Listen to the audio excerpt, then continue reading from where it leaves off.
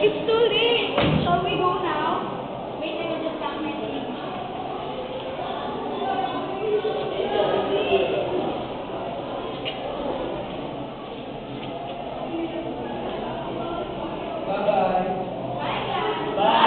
No, it's internet. Okay, guys, you know what's our pronunciation for internet? Internet.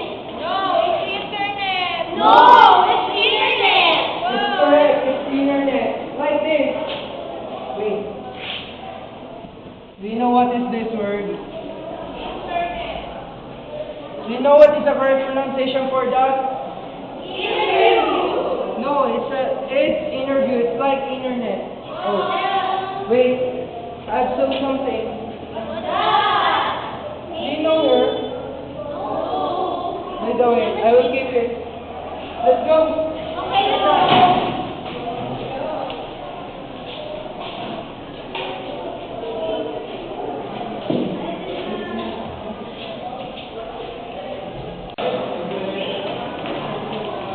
Where's my mom's picture? Let's go back to our room.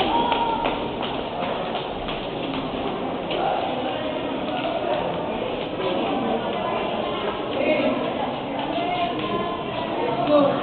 Hey, guys. Excuse me. Bye.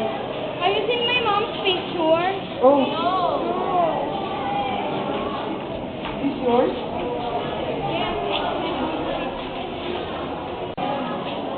This your mom?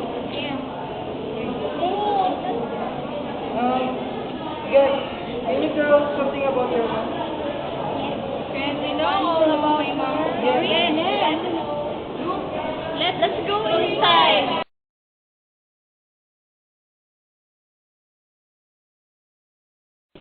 Good morning, class. Good morning, ma'am. Yesterday we had talked about Black American intonation. And of course,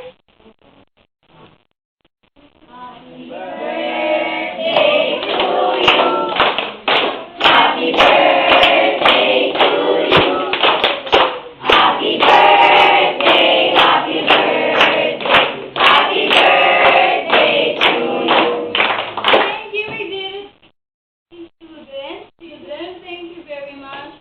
Yes, kanina akong Lisa. Para sa imo, adi, ma'am.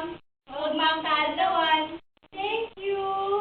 Oh, because of that, you're not yet to our topic. Tagilibo ninyo akong maugmanguan na di ka mo extended sa our igibuhin moan. Igwa ta activity according to our topic yesterday. And of course, before that, let us have because we have done our topic about the American intonation, we have the Ma'am, yes, Lisa. Nagtakait po naman pag-adalan ni pagsasarita ni English language na agtong intonation in American. Dito. Bang ba talaga namin mapag-alala na suma? Uno, ano dahilan? Ma'am, o kandida, hindi man sana kami makasal sa bundok. Hindi man tatao din man nakaintindi ng English. Ako baga ma'am, ako'y nadidipid sila magsalita ng English. Nagkakaagpo pa ako ng mga grammar minsan.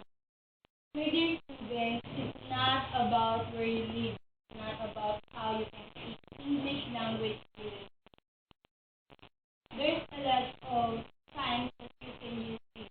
That's why I'm here to teach you how to speak an English language even without an American. So, that's all. Because all of you, my dear students, all of you, I want you to be a globally competitive individual someday. Because who knows that one of you will work to other countries.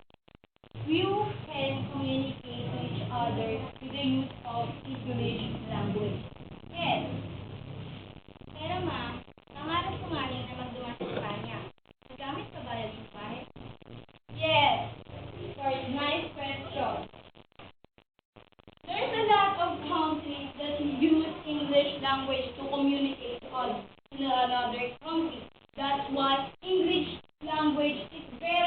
important to us because we communicate by the use of speech. We can speak and speak and speak. That's why English language is the way of the world to understand each other's thoughts.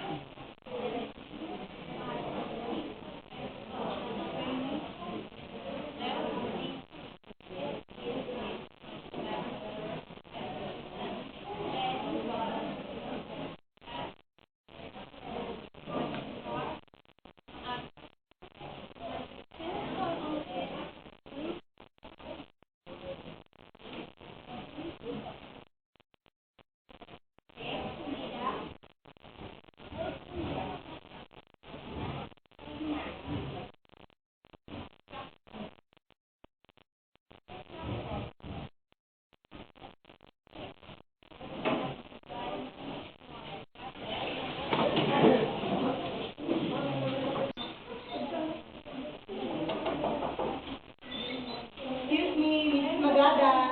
The principal is looking for our lesson plan.